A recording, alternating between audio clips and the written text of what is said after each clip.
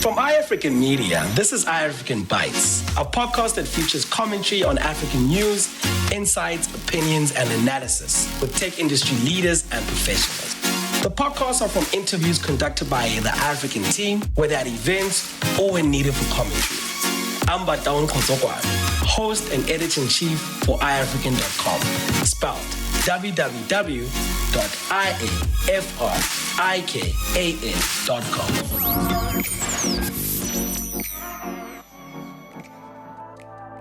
Driven by technology, insuretech has shifted the status quo of a very traditional insurance industry.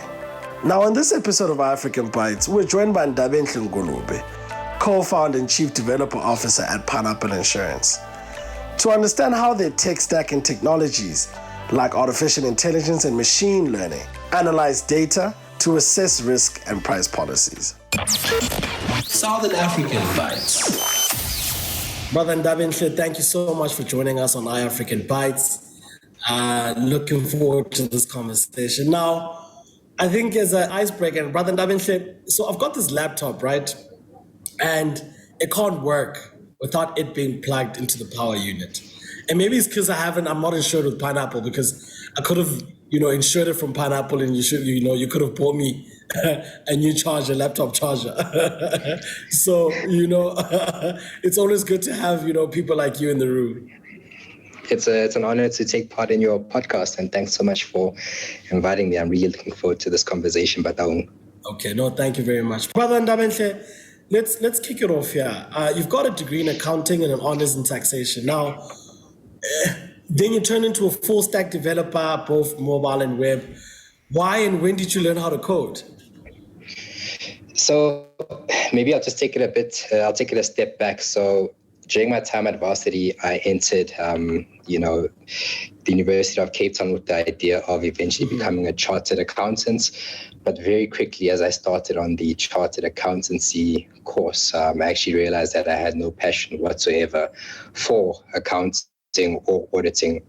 But one thing that I realized was that I really enjoyed creating things. So I just decided to do a bit of research and ask around in terms of what kind of careers can really really make me feel as if I'm being true with my need to want to create stuff, but still exercising my mind. And luckily, I had a friend of mine who was doing information sciences at the time, and he was telling me some very interesting things that they're working on in their course. And I managed to convince him to lend me some of his textbooks just to see what exactly this coding thing is all about.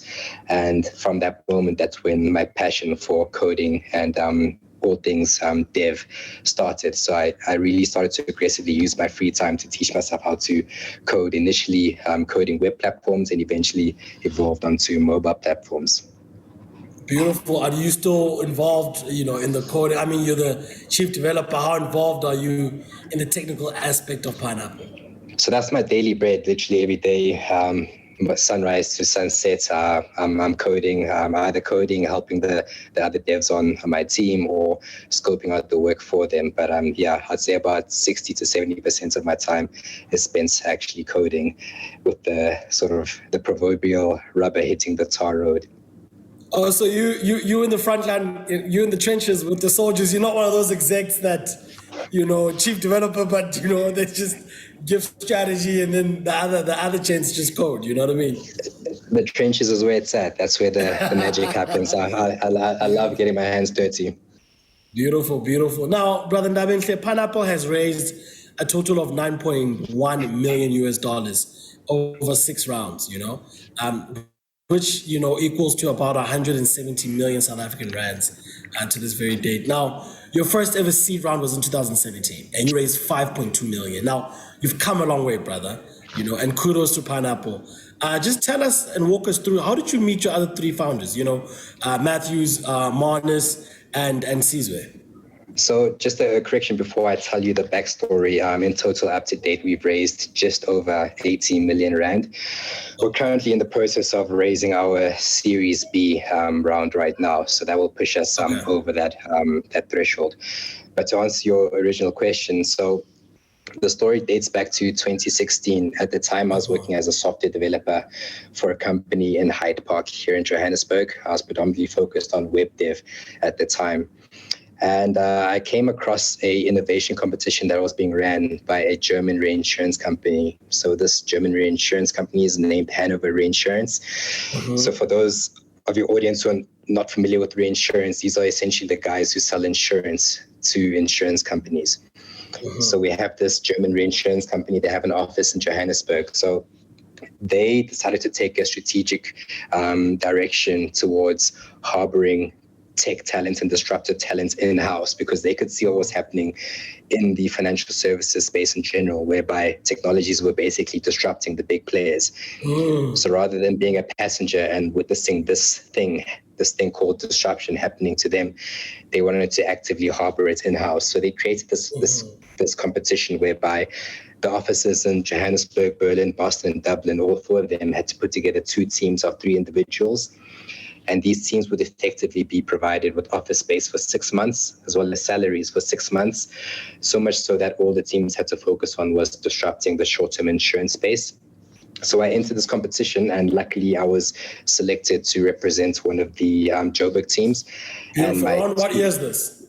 This was 2016. 2016, okay. And exactly. And I was put into the same team as my 2 fellow co-founders, Matthew and Manus.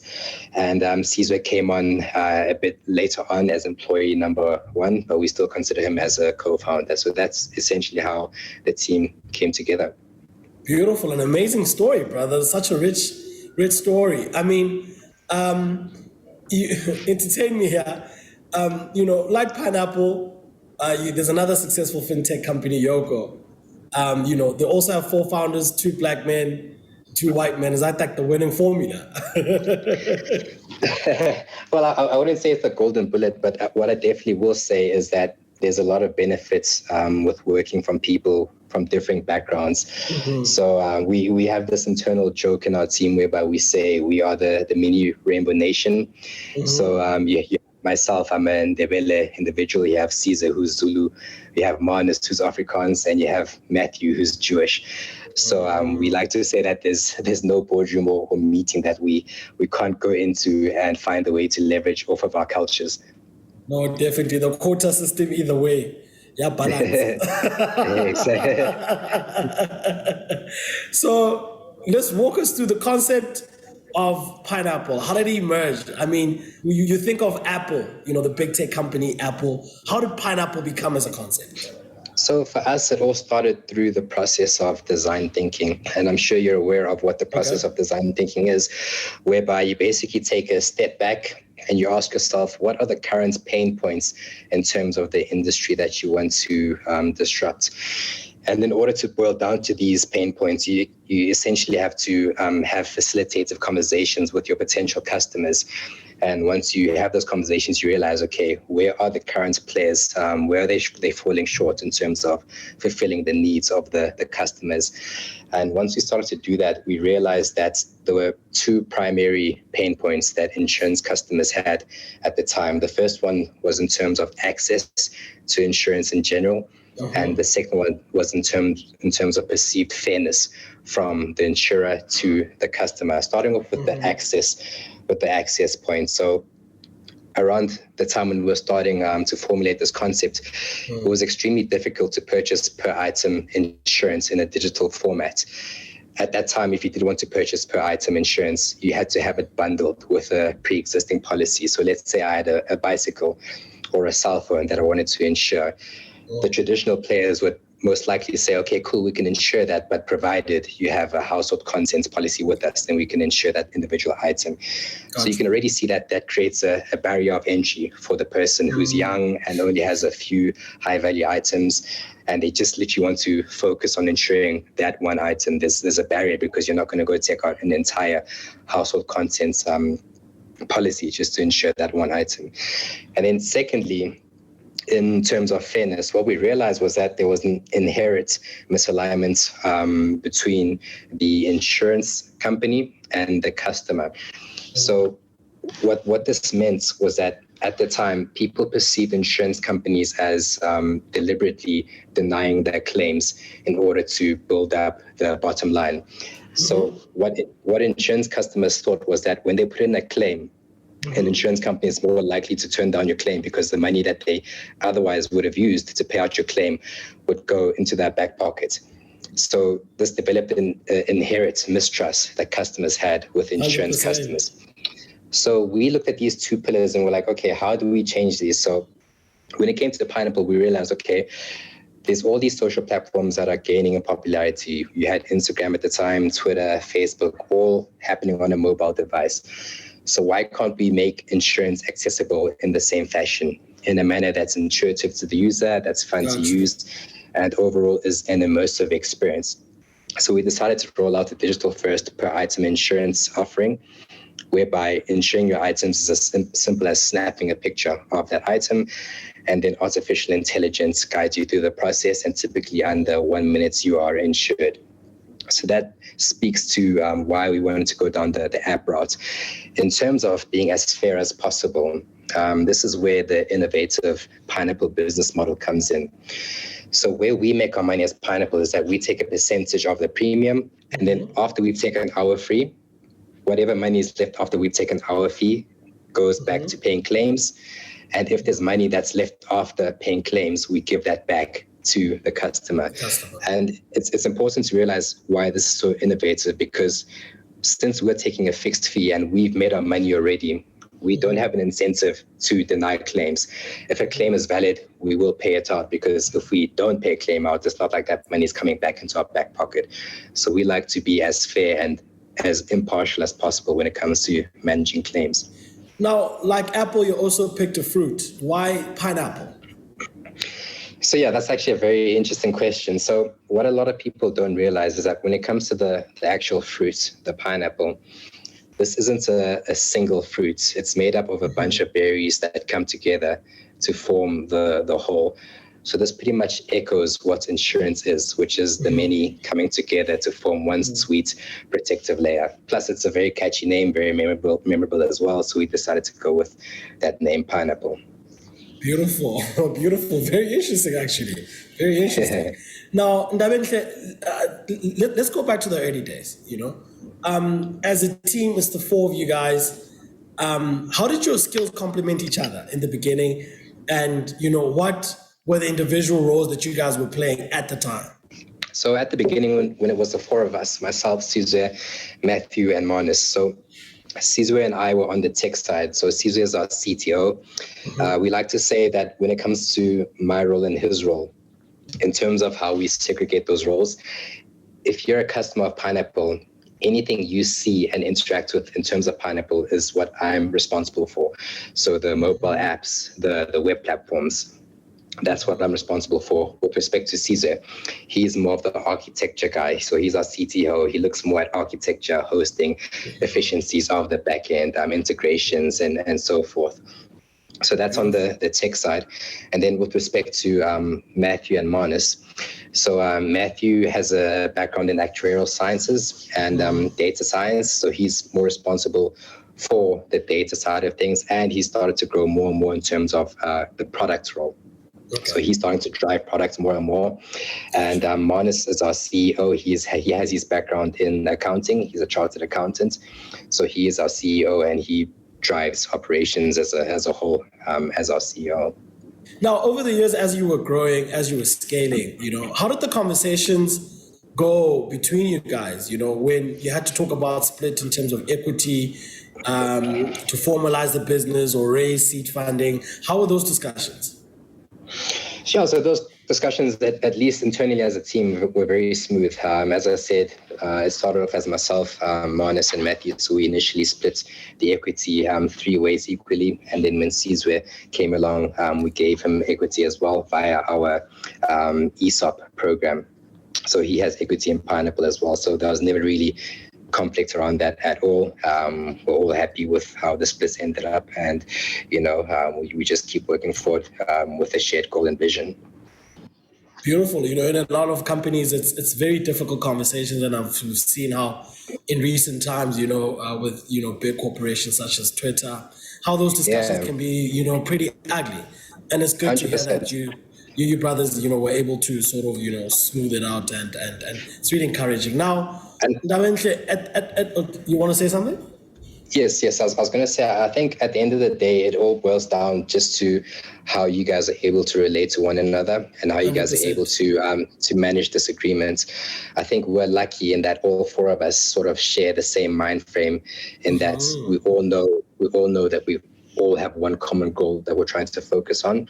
And because of that, we know that, let's say, if somebody puts forward a better arguments in terms of an idea that we want to put forward, we know that if somebody can justify that idea better than everybody else, that makes the most sense, and we'll go with that. It's never about taking it personal. It's never about emotions. It's just about all of us working towards a shared common goal. Okay, now, Ndabenhle, at what point does Old Mutual come into the picture?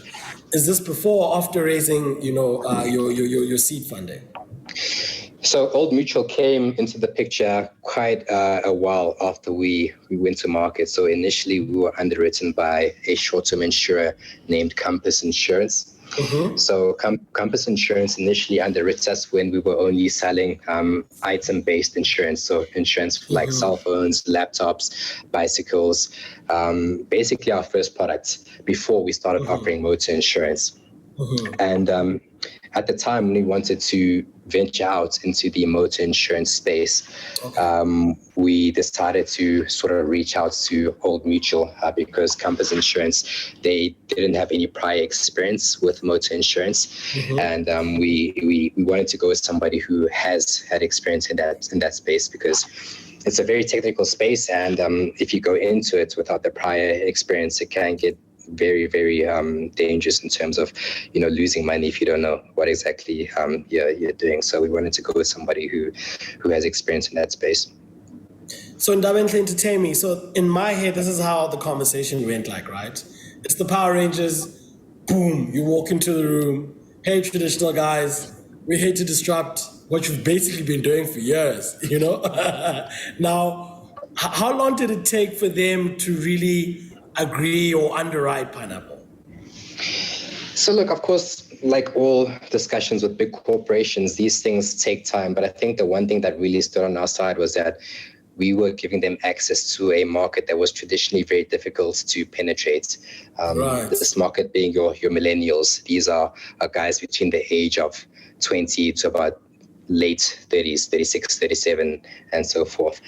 So traditional insurance companies are finding it extremely difficult to penetrate this market and to develop products that appeal to this market. So at the time, our book consisted mostly of this demographic. So we were coming to them with a market that they were traditionally struggling to penetrate. So it made the conversation a bit easier, and it made them a bit more palatable to sort of going with Pineapple and insuring the Pineapple way.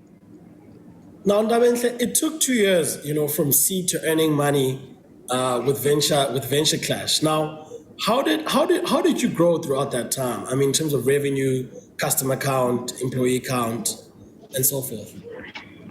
So just a correction, it didn't take 2 years for us to start earning money. So 2016 to 2018, that's when we're going through the ideation and the development of our app. And we launched our app in 2018. So from the day we started launching, from the day we launched the app, we were generating revenue. This was from 2018. We launched around June 2018. And then at what point does Venture Clash come in? Just a correction in terms of Venture Clash. Venture Clash was just a pitching competition that we took part in 2018, but it wasn't anything significant. We didn't win it. We just went there to try our luck to see if it would help put us on the map, but we didn't get as far as we would have liked to in that competition. Okay, no, beautiful. Now, Ndabenhle, the largest investment to date was in 2021, right? Following a 200% growth. Now, Pineapple raised 80 million through a Series A funding round, from Old Mutual and other investors. Paint the picture for us. How does a 200% growth even look like, brother? Yeah, it's very exciting. Of course, when you grow that fast, it comes with its challenges. So we were just coming off the back of the hard lockdowns at the time. Yes. And lucky for us, during the hard lockdown, that is when we launched our motor offering. But you can imagine at the time, obviously, since this lockdown, people are at home, nobody's going to work. Driving cars. Exactly. So it was a very stressful time. The initial launch was a bit tough because the numbers weren't as strong as we would have liked them to be. Mm-hmm. But the moment the hard lockdowns got cancelled by the government, that's when we started to see that real surge in growth, and it was amazing. It was amazing to witness. Of course, we learned a lot of lessons in terms of managing such growth, because you can imagine with such a large number of policies coming in, you really have to get used to sort of servicing the customers, making sure all the customers are happy. Of course, with that growth comes new challenges. With more vehicles on your book, you're bound to have more claims. Now you have more claims to sort of manage and so forth. So it was exciting, and we learned a lot during that time as well. Now, with that acceleration of growth, obviously you need a lot more manpower. How many people did you employ during that growth? So I think in that year after the hard lockdown, our team probably grew by about maybe about 30 or 40%. Wow. We really grew aggressively at the time. We really pushed the growth. Of course, at the time we're still predominantly working remotely, but we're able to still maintain a sense of camaraderie around the company. And then, from a culture perspective, you guys are executives now. From a culture perspective, from a synergy and camaraderie, how do you foster that? So we have this saying at Pineapple where we say, we don't take ourselves seriously, but we take what we do seriously. Mm-hmm. And that speaks to our management style. So we like to think of ourselves as being soft on people, but hard on tasks.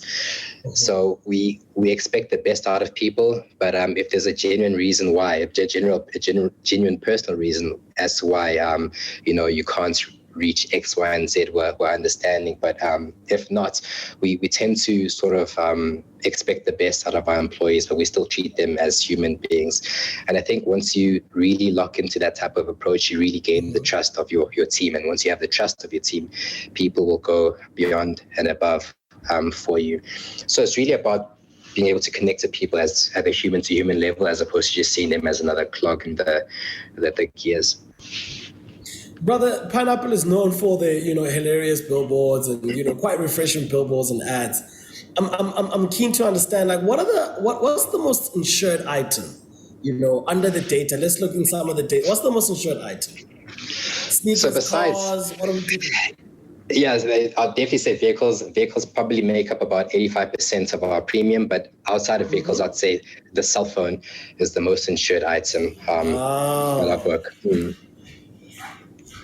And so, the insurance process takes less than 2 minutes, right? So now walk us through the tech stack, and how would you deal with chance takers? Cool. So starting with the tech stack. So Pineapple is available both on mobile devices and on our web platform. I'll start off with the mobile devices. So we've predominantly made use of a JavaScript first stack. So on the front end of the mobile devices, we're using React Native. On our back end, we're using Node, and our DB is MongoDB. On the website, we initially started off by using Ruby on Rails, but we're slowly but surely rewriting our web platform into React. And the web platform uses the same Node APIs as the mobile platform and leverages off of the same Mongo database. And I think your second question related to chance takers, right? So this is where we're really starting to see the dividends with respect to going with a mobile first approach to insurance. And I'll tell you why. If you look at the traditional players, the guys who have opted for a strong presence in web platforms when it comes to digital sales, the difference between selling predominantly via websites versus selling predominantly via mobile devices is that with mobile devices you can capture way more metadata that can be used for risk assessment. Okay. So I'll give you an example of something that we do there's something that we do very smartly at Pineapple with respect to catching our potential chance takers. So we've developed a risk model that basically takes a whole bunch of metrics that ascertain whether somebody is more likely to be a fraudulent customer versus not. Things such as how quickly they go through the mobile flow. You can imagine if somebody just rushes through insuring the cell phone or the bicycle without actually reading the policy wording. This is somebody who actually doesn't really care about the safeguarding of the item, and it's a flag for somebody who can potentially be fraudulent. On top of that, when it comes to actually snapping the picture of the item you want to insure, we don't allow you to upload pictures. You have to snap it so that we know that you're in front of the item. When you snap that picture, that picture is geotagged as well, so we know the location of where that picture was tagged. Yes. So we have all of this metadata that can be used to ultimately assess you as a potential risk.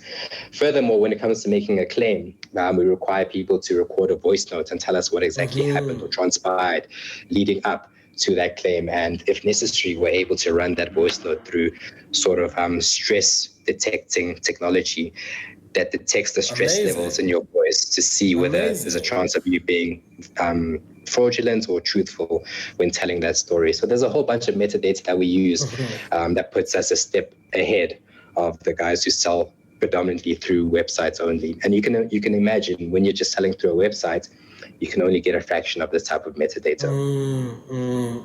So going to 2023, what's next for Pineapple? Are you raising more funds? Have you identified other sort of markets similar to the South African market within the continent? What are you thinking about? Yeah, so we definitely are currently in the process of raising our Series B. I can't really disclose the quantum right now. Hopefully in the future I'll be able to disclose it. In terms of what's next for Pineapple is we really want to push to become a household brand in insurance, and you can see this with our strong above the line presence with our billboards. So we want a lot of South Africans to know who we are, what we stand for, and what we do. Surprisingly, not a lot of people know us nationwide right now, but we're trying to change that. So our goal is to become a household brand. When you think of insurance, instead of thinking of the traditional guys, we want you to start thinking of Pineapple as well. Pineapple. In terms of different regions that we want to expand into, right now we're content with trying to dominate the South African market. Of course, we're always open to having conversations with respect to partnering with other guys in other jurisdictions. In fact, in 2019, up until the end of 2022, from 2020 rather to the end of 2022, we actually partnered up with an insurance company in the States.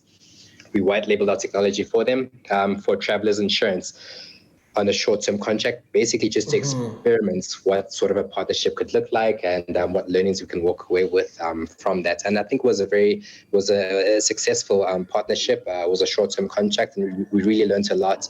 And I think that has really increased our appetite for potential partnerships like that in the future. Brother, Pineapple was one of the first, to really, pioneer this form of insuretech. We're seeing a lot of different players coming into the landscape, such as Naked. What makes Pineapple different? What makes you guys different from the rest, basically?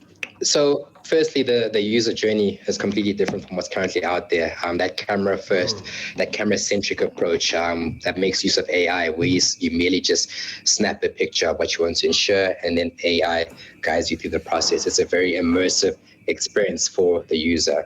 It's one that's extremely enjoyable. We get a lot of positive feedback from people who ensure that the items that separates us from what's currently out there.